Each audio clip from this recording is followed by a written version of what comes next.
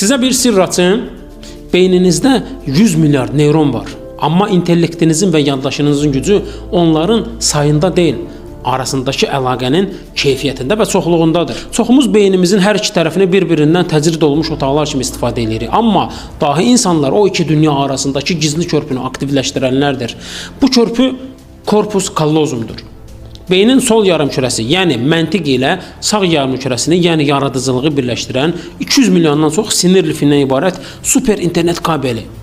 Problem budur ki, biz dərs oxuyanda və ya işləyəndə adətən yalnız sol tərəfi, yəni analitik hissəni yükləyirik, kabelin digər tərəfi isə passiv qalır. Yüksək performanslı hafizənin sirri korpus callosumu tam gücü ilə işə salmaqdır. Yəni, sol beynin oxuduğu məntiqi məlumatı sağ beynin vizual görüntüləri ilə sinxronlaşdırmalısan. Bir tarixi rəqəmi və ya quru faktı əzbərləmə yerinə onu qeyri-adi emosional bir hekayəyə çevirin.